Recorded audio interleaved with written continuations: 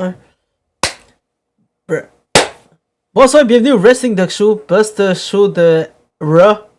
Puis vraiment, dude, hey, on a eu... Bon. C'était un bon Raw. En fait, un très bon Raw. En plus, je te le dis, Dom s'est fait curse. Yeah. Dude, enfin, on a le quelqu'un downfall.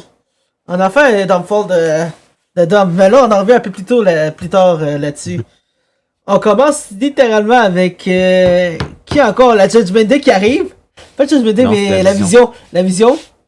Parce qu'il voulait voir Seth Rollins. Puis, Seth Rollins a fait le move de génie.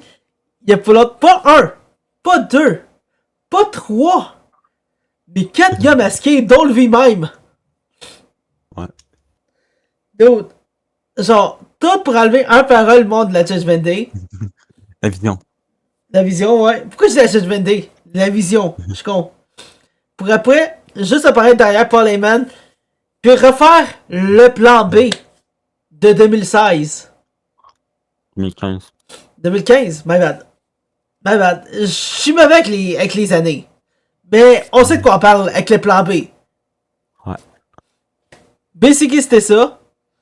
Puis juste après, genre, t'avais Paul Heyman qui retournait saignant. Puis en plus, il s'en allait dans l'ambulance. Puis là, il se font rejump. Enfin, genre... Jimmy. Mais là, par Jimmy Uso qui était là. Puis en plus de ça, Michael Cole il a fait un botch. Au tout début, il a dit Jey Uso que c'était fucking Jimmy. Ouais. Mais c'est pas ça l'affaire la plus drôle. C'est qu'en plus de faire sortir Logan Paul puis Bronson, puis je veux dire Austin Theory. C'est elle et Night. Night. Yeah. Yeah. T'avais le chauffeur de l'ambulance qui était en effet LA Knight, pis c'était juste quand il était comme C'est inquiétez-vous pas, on va amener Paul Heyman dans un endroit safe. La question, est-ce qu'il l'a vraiment amené là-bas? Je ne crois pas. Je crois qu'il l'a amené dans sa cave. Bruh. Ça se pourrait très bien en plus. Mais en tout cas, ça c'était juste comique. For real. C'est quand même un Ouais. très bon début Trop de Raw. drôle. Mais là, ça c'est Ça, pas le plus vraiment drôle. juste trop drôle. Là, après, on a eu le premier match de la soirée. Je pense que c'était Gunther puis Dragon Lee. Ouais, c'était ça. Et on a eu Puis un drame. encore là, oh my god, c'est un match assez brutal. Ouais. Puis là, si je me rappelle, c'est Gunther qui a gagné en plus. Oui. Ah. De façon... De méchante façon. Ouais, oh oui! Non, mais j'ai tellement oublié ça. Mais, hey, c'est un bon match quand même en plus. Donc, l'affaire en plus qui a spammé son submission move. Mais en faisant ça, il a retiré le masque en plus. Puis Ouais. pendant une fraction de seconde, tu pouvais voir la vraie face de Dragon Lee. Mais il s'est mis beaucoup de peinture noire sur lui pour se cacher la face. Et Non, ça, il essayait pas l'actrice, il essayait pas de faire comme notre ancien Trudeau premier Prime. ministre Trudeau. Comme Prime Trudeau. Mais non. Dude, malheureusement. come on. Le prime de Trudeau. Yeah. Quand Mais il quand était même. pas d'être raciste. Mais quand même, c'était un face reveal de Penta. Donc, ça va littéralement dire, genre, qu'il va aller au tribunal, Tribunal. probablement. Tribunal des bannis. Yes. Des lutteurs masqués. Mais ouais, on sait de quoi on parle. Ouais, c'est Après- qui est dans le pétrin. Yeah. Puis là, après, on a eu un petit segment, genre, un Grand Americano, qui voulait affronter l'autre Grand Americano, mais en fait, non, m'a pas me battre. Donc, il se bat contre un des petits Americanos. Donc là, on a eu le Grande Americano original versus Rayo, je pense. Right? Ouais. C'était le rouge ou le bleu? Un des deux. Un des deux. Mais anyway, ça a fini avec en plus, un suplex spin. Genre, typique d'un certain Shorty G. Well. Ou What d'un certain is Chad Gable. Here. So, well. En plus, le beau petit signe à la fin, avec ses deux doigts. Tchuss. Tchuss! En tout cas, tout pointe vers un match masque pour masque Ouais. à WrestleMania. Et je pense savoir ce qui va arriver. Malheureusement, l'originel va perdre. Puis il va se faire masque en montrant que c'est vraiment Chad Gable. Ouais. Puis il va revenir avec C'est ça qui va arriver. les All-American. Mais là, Malheureusement. malheureusement. Après, on a eu un petit segment important. Avant de jumper ces deux derniers matchs de la soirée. Parce qu'il y en a eu, je pense, 4 seulement. Ouais. Mais anyway. Ah non! Ouais. Avant ça, il faut qu'on parle de Rousseff qui a juste interrompu Michael Cole. Juste pour dire, oh bas, amène ton cul ici, on règle ça maintenant. Puis ça a fini avec un petit bataille, une petite fight. Puis, ça a été annoncé, on aura le match officiel Rousseff au Femi la semaine prochaine. Puis après les petits coups qui sont échangés, je te dis, ça va être un très beau match à voir. Ouais, ils sont mieux pas rater ça. Ouais. Mais là, dude, comme je te l'avais dit en plus samedi pour Elimination Chamber, je suis pas tant familier. J'ai été pas tant familier avec Danhausen. Mais là, après ce qu'on a vu aujourd'hui, je pense que je vais vraiment aimer ça. Ils sont vus. C'est sa job de faire ça. C'est ça. Donc là, basically, ce qui est arrivé, c'est que là, la Judgment Day est passé des coulisses, puis t'avais. Ils ont passé devant Danhausen. Puis ça a juste fini que genre Danhausen a dit You are cursed. Puis là, Qu'est-ce qui s'est passé après? yes. Mais on va attendre un peu. On va parler avant du match, du rematch. Non, c'est ce match-là qui manquait, je compte. Donc ouais, on va parler de ça, de Dom et Penta. Dude, je te dis, vraiment, Dom s'est fait curse, puis il s'est fait drop le match. Le pire, c'est que je pense que tout ça a été planifié par un seul homme. Finn Balor. Ouais, puis c'est quoi? C'est ça que Finn a parlé à Danhausen avant. Puis il a juste tout en sorte que genre, il passe avec le Judgment Day devant lui. Juste pour qu'il puisse le curse. Donc quelque chose me fait dire que c'est ça. Si genre tu veux amener un peu plus de Danhausen, je pense que ce serait le parfait setup. Ouais, c'est toi avec le Judgment Day. Ben oui. Bon live. C'est ça. Mais basically, pour être plus en détail sur ce qui s'est passé, on a eu JD qui est allé prendre le beau petit marteau que Dom aime Le beaucoup. Préféré de Dum Dum. Yeah. Mais il s'est fait interrompre. Mais il s'est fait interrompre par Finn. Puis pendant ce temps-là, t'as juste Penta qui a fait un deuxième Mexican Destroyer.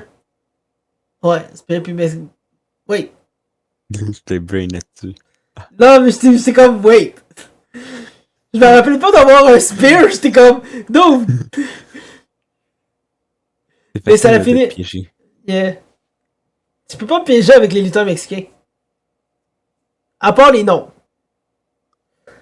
Parce que tu sais que je vais appeler Penta Dragon Lee Ray Phoenix. Ouais. Ray Phoenix Penta.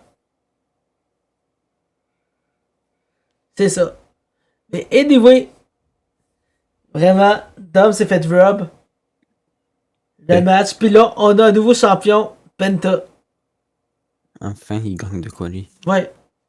En parlant de champion, il faut qu'on spécifie en plus que la semaine prochaine, on aura un match officiel pour la ceinture des Jelly. Mais là, là-dedans, t'avais qui exactement? Je pense que t'avais Bailey. Ok, oui. Bailey, Lyra. Je pense qu'il y avait Io. Anyway, ça va être dans les matchs à confirmer ici. Nope. Ils l'ont pas encore annoncé dans mon petit segment. Mais t'avais comme 4 femmes qui se battaient pour la ceinture. En fait, pour moi, une shot à la ceinture. Mais je te dis, Je pensais que ça allait être un Open Challenge. En fait, ça sonnait comme un Open Challenge. Juste après, ils ont dit, ah, c'est officiel, on aura un match Fatal 4-Way pour la ceinture. Pour affronter AJ Lee. Donc là, c'est un peu sad, mais dude, c'est quand même nice parce que là, on a une vraie run de championne pour AJ Lee. Parce que, parce que malheureusement pour elle, le temps qu'elle était à la WWE, elle était encore dans Light Diva. Puis vraiment, ça l'avait vraiment pas aidé. For real, c'était un peu affreux pour elle. Mais là, je te dis, elle a une vraie run de genre Superstar. Puis je pense qu'elle va affronter du grand monde, puis genre ça va être insane, sa run. Mais là, il faut qu'on parle de la promo du siècle. Le main event. Roman Reigns contre CM Punk. Contre Phil. Contre Phil, ouais. C'est son nom, Phil Brooks. I know. I know my names. Mais ouais. Dude. Pendant tout ce cas, je pensais que Roman Reigns avait genre roast CM Punk à mort. Mais après, t'as eu la réplique de fou de CM Punk. Eh Qui ouais. était que. Pis d'autres, j'ai juste suivi dessus. Il était comme. Il dit comme. Roman, t'es tout seul là. T'as plus de Wiseman, t'as plus personne. Pis si tu cherches un autre Samoan, je t'ai dit. Rendu là, si tu penses que tu vas me retirer, non.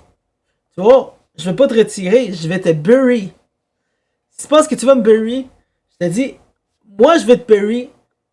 Pis tu vas voir, après WrestleMania, tu seras à côté de ton père. J'ai quand même l'impression que ça va finir par casquette match. Oh my god, ça pourrait être it! For real, ça aurait été insane. C'est donc Buried Alive. Mais c'était beurré pour vrai. Genre, special referee, arbitre invité Undertaker. Puis Kane. Ouais. Ça serait un commentaire, mais un commentateur, mais donc Non, ça pourrait être. Booker. Bruh. Ouais. Mais je te dis, oh my god. Hey, il faudrait que je fasse cette stipulation-là sur 2K26 Ouais. dès que je commence à y jouer. Parce que for real, ça serait un insane setup. Je sais, ton premier move, c'est de faire toi contre Rio. Non. Je te l'ai dit, Toi c'est contre- quoi, ou je te contre- l'ai dit, c'est quoi mon premier match que je vais Ou faire? toi contre Booker pour. Non, non. Je te dis, c'est quoi mon premier match? Toi contre. Mais là, on s'en va côté hockey. Mais non, Je te l'ai là, dit, c'est Pierre-Houd, Martin, McGuire, Renaud Lavoie, Félix Séguin, Danny Dubé, puis Marc Denis. Les 6 dans le ladder match pour le NHL Commentator Championship. Yeah. Je t'ai dit, ça va être insane. Puis j'uninstalle le jeu si c'est Renaud Lavoie qui gagne, ou Félix. En fait, non. J'uninstalle le jeu si c'est Félix Séguin qui gagne. Ouais. Pas for us, ça serait whack. Mais pas de ça, t'as-tu de quoi mentionner sur le Raw à soir? Non. Quelque chose que j'ai peut-être oublié de parler. Là. Après, c'était crissement bon. Ben oui. Mais ça, le pire, C'est rare de dire ça d'un Raw. Ouais. Mais tu veux-tu savoir, selon moi, c'est quoi que je pense qui était la clé du succès à soir pour ce Raw-là? C'était short and sweet pour les matchs. Genre, c'était concis. Yeah. Tu perdais pas trop de temps. T'arrivais direct au but. Puis t'avais des promos qui étaient genre engaging, comme je le dirais. Vraiment clair et précis. Puis là, je t'ai dit, tu vois qu'on se build pour WrestleMania. Donc là, tu vas voir, il y aura des matchs qui vont se faire annoncer dans pas long. C'est quand même qu'il y aura des matchs bientôt. Ouais. Oh, j'ai oublié de mentionner de quoi. Le fait que Rhea Ripley et Io vont techniquement se split up parce que Rhea va devoir aller à SmackDown. Qu'est-ce que ça dit? C'est pas Lazare ou quoi? Ouais. Mais quelque chose me va dire qu'ils vont monter Zarya puis Saloka. Mais dans deux brands différents. T'es plus la barre solo. Ouais. T'as mec qui change son, mais pas changer sa gimmick. Non, mais. Il y aura sûrement un dernier match à Stand and Deliver, je pense que c'est ça, là. Puis après, on va voir si les deux sont prêts à monter. Mais c'est sûr que Soloka va monter. Après. Peut-être qu'il change pas sa gimmick. Ben non. Comme ce que dit certaines rumeurs. What? Parce que ça serait catastrophique. I mean. C'est arrivé à beaucoup de monde de NXT, genre quand ils montaient dans le roster, genre qui ont changé de gimmick. Le pire. Genre le plus faible. Gimmick, Karrion Cross. Ouais. Mais le plus famous là-dessus, puis que ça a marché en plus pour lui, c'était Brodus Clay.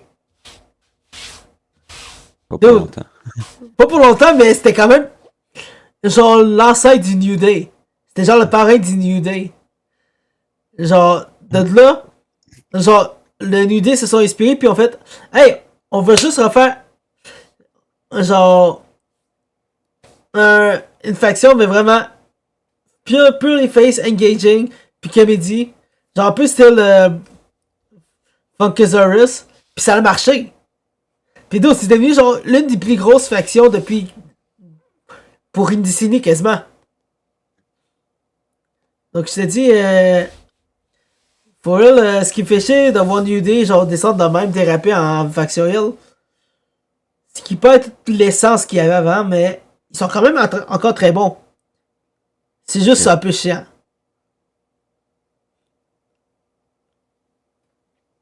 Mais c'est ça. Parce que selon moi, s'il n'y avait pas de Funkasaurus, Funkadactyl, t'aurais pas eu de New Day. Ça, c'est genre mon take principal là-dessus. Un peu comme. Un peu comme. Comme Nirvana puis Foo Fighters. Ouais, ça, c'est différent, ça. Ouais, ça, c'est différent. Parce que ça l'implique un shotgun. Un shotgun va bien visser. Bruh. Mais ouais. Faut pas critiquer Nirvana. Mais non, on peut pas. Mais ça, sur ça, vraiment, je pense que je vais arrêter le podcast pour ce soir. On garde ça short and sweet. Mais vraiment, n'hésitez pas à suivre les réseaux sociaux. En dessous ici. X, Insta, YouTube, TikTok, Twitch. Genre, que vous voyez avec les noms en dessous de nous, Jesus the Killer, Royal, mais lui c'est Royal. En fait, c'est rendu Lane Jesus Hudson, mais. Il y a aussi Reddit éventuellement. Je dis éventuellement, c'est un peu comme Vermahan. Je dis, ça s'en vient. Ça s'en vient, ça s'en vient. Mais ça arrive pas jamais. C'est ça. Comme OFPPH, ça s'en vient, mais ça arrivera jamais. Puis c'est sûr que le Dark Web va jamais arriver. Mais sur ça, vraiment, passez une excellente soirée. On se pogne demain pour NXT et le match des Canadiens. Donc sur ça, à plus. Non.